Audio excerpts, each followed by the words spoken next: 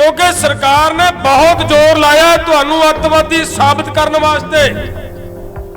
सरकार ने बहुत जोर लाया तुहानू वखवादी साबित करने वास्ते। सरकार ने बहुत जोर लाया है तुहानू माओइस्ट कहने वास्ते। अगर अंदोलन जितना है तो इन्हां गल्लां ते सतर्क हो जाओ। हर एक ट्राली दे विच एक आदमी दिन रात उत्थे ये ना होवे भी तुसी सारे इत्थे आ जाओ ते ट्राली सुन्नी पई होवे। ते अगर कोई हथियार तुहाडी ट्राली दे विच रखता ते जिहड़ा जिहदी ट्राली चों फड़िया गया फिर दस्सिओ कि उन्हां दी गल साबित सिद्ध नहीं हो जूगी भी ये वाकिया ही हथियार लई बैठे ने इहदे विच आपदे आपदे कैंपां दे विच आपदियां ट्रालियां दे विच। आ दो गल्लां तीन गल्लां दा बहुत ध्यान दिओ कि कोई तुहाडे ट्राली दे विच सुन्नी वेख के, कोई तुहाडा बालन सुन्ना पिया वेख के, कोई तुहाडा स्टोर सुन्ना पिया वेख के कोई इतराजयोग चीज ना उहदे विच रख दे। परम सत्कारयोग मेरे बहुत ही प्यारे नौजवान साथियों, मेरे बुजुर्ग, मेरिया भैणां, वख-वख सूबियां तो इत्थे पहुंचे किसान मजदूर वीरो फतेह प्रवान करो। वाहिगुरु जी का खालसा वाहिगुरु जी की फतेह। ये सुभाविक है गल कि वो नौजवान है, आपां बुढ़े हैं, बुढ़ियां दा ते नौजवान का थोड़ा बहुता फर्क तो आउंदा ही हुंदा है। कोई गल नहीं, बच्चे है। दोस्तों आपां बहुता बोलना नहीं, मैं बोलने वास्ते नहीं आया। मैं तो दो गल्लां तुहाडे नाल साझीआं वो करनियां है ਜਿਹੜੀਆਂ ਅੱਜ बहुत जरूरी है तो ਸਾਂਝੀਆਂ करनियां तो संभलना बहुत जरूरी है। मैं खास करके आ ਜਿਹੜੇ मेरे नौजवान है मैं इन्हां नूं बेनती करदा माड़ी जी सुणिओ गल ध्यान नाल, तुहाडे वास्ते है गल ये। प्यारिओ परसों रात नूं सारे जिद्दां सच्चियों अंदोलन च आए हो, सच्चियों जितण वास्ते आए हो तो गल ते गौर करके समझण दा यतन करो मैं कह की रहा है। परसों रात नूं एक बंदा फड़िया सी इत्थों पंडाल चों। उस बंदे ने बहुत आपदियां जिहड़े इरादे है वो खतरनाक इरादे जाहिर कीते ने साडे कोले। यार तुसीं अनुमान ला के देखो, साडे वर्गे बुढ़े आदमी असीं रात नूं 2-2 बजे तक इहो जिहे लोकां नूं भालदे तुरे फिरदे आ। तुहाडे विचों रात नूं फड़िया वो बंदा आ हुणे साडी प्रशासन वाले इत्थे इन्हां दे ADGP आए सीगे हरियाणे दे, 2 SSP बैठे सीगे, उहदे ते डिस्कस होई आ उस इशू ते। वो बंदा मन्निया कुछ गल्लां तां मैं तुहानूं उहदे तो आगाह करना, उहदे तो सुचेत करना है। मेरे दोस्तों जिन्ने तुसी इत्थे आए हो आपदे आपदे कैंपां दे विच आपदियां ट्रालियां दे विच आ दो गल्लां तीन गल्लां दा बहुत ध्यान दिओ कि कोई तुहाडे ट्राली दे विच सुन्नी वेख के, कोई तुहाडा बालन सुन्ना पिया वेख के, कोई तुहाडा स्टोर सुन्ना पिया वेख के कोई इतराजयोग चीज ना उहदे विच रख जे। क्योंकि सरकार ने बहुत जोर लाया तुहानू अतवादी साबित करने वास्ते। सरकार ने बहुत जोर लाया तुहानू वखवादी साबित करने वास्ते। सरकार ने बहुत जोर लाया है तुहानू माओइस्ट कहने वास्ते। ते कोई किसी तरह का अगर वो जे बंदे जिहड़ा असीं बंदा फड़िया है, ठीक है सरकार कोले गल्लां तरह तरह दी हो सकता क्योंकि सरकारां दी गल्लां इहो जिहियां हुंदियां।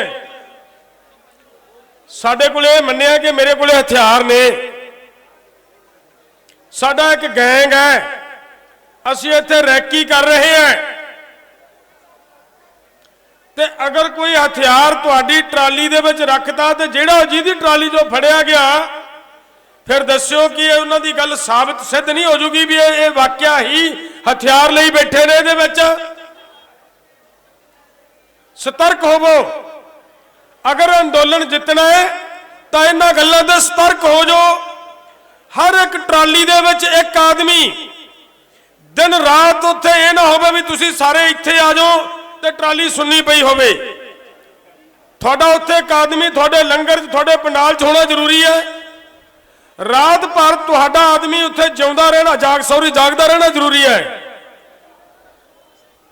इत्थे एक गल दा होर ध्यान रखियो, अगर तुहाडे दाले बदाले कोई अजिहे जे व्यक्ति फिरदे ने जिन्हां नूं तुसीं नहीं जानदे,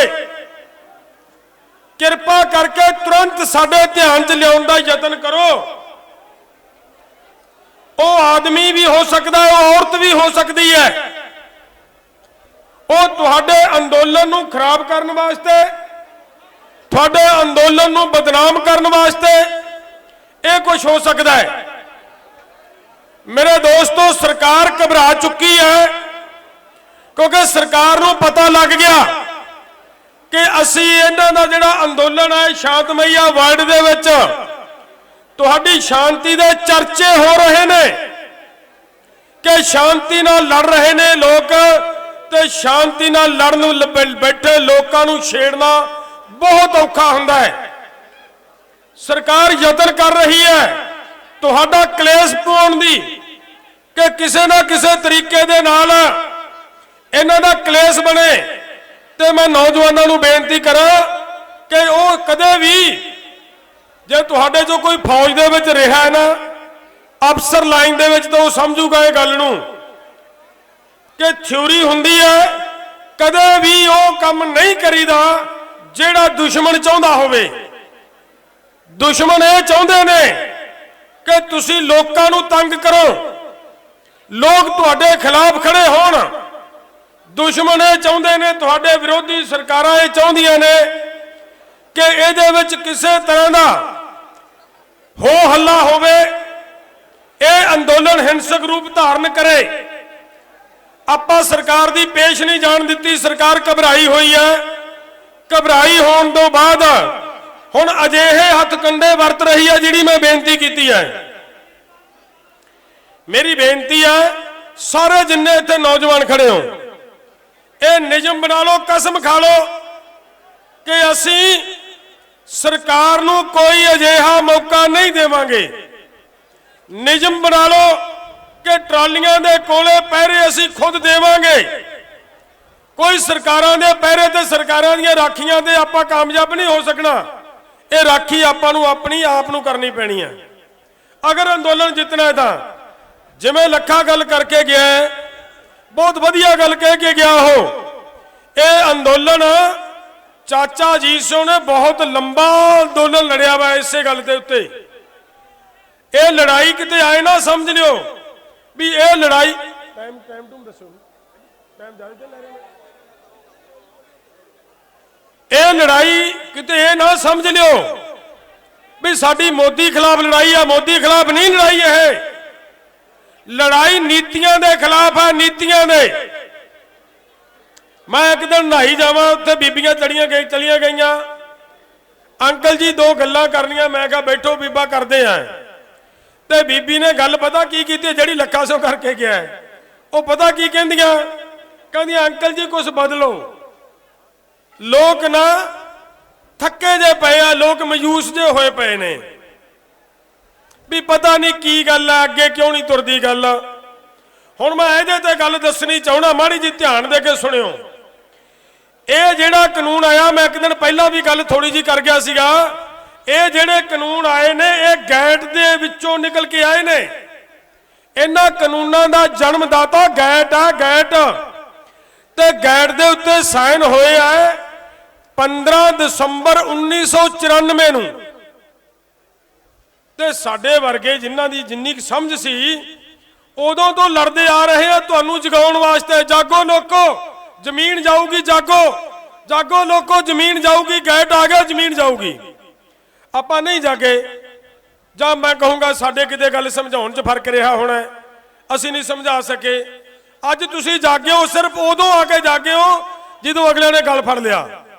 जागे है ना उदों जागे जदों जमा अगले ने गल फड़ लिया। आके जे किते यही उदों जागे हुंदे ਤਾਂ ਮੇਰਾ ਖਿਆਲ ਆ ਇਦਾਂ ਵੱਡਾ ਅੰਦੋਲਨ ਨਹੀਂ ਸੀ ਲੜਨਾ ਪੈਣਾ ਜਿੰਨਾ ਹੁਣ ਆਪਾਂ ਨੂੰ ਲੜਨਾ ਪੈ ਰਿਹਾ ਹੈ। ਤਾਂ ਮੇਰੀ ਬੇਨਤੀ ਆ ਵੀਰੋ, ਗੈਟ ਦੇ ਮਗਰ ਮਨਸ਼ਾ ਕੀ ਦੀ, ਅਮਰੀਕਾ ਵਰਗੇ ਦੇਸ਼ਾਂ ਦੀ ਤੁਹਾਡੀ ਜ਼ਮੀਨ ਲੈਣ ਦੀ ਤਿਆਰੀ ਉਹਨਾਂ ਵੱਲੋਂ ਹੈ।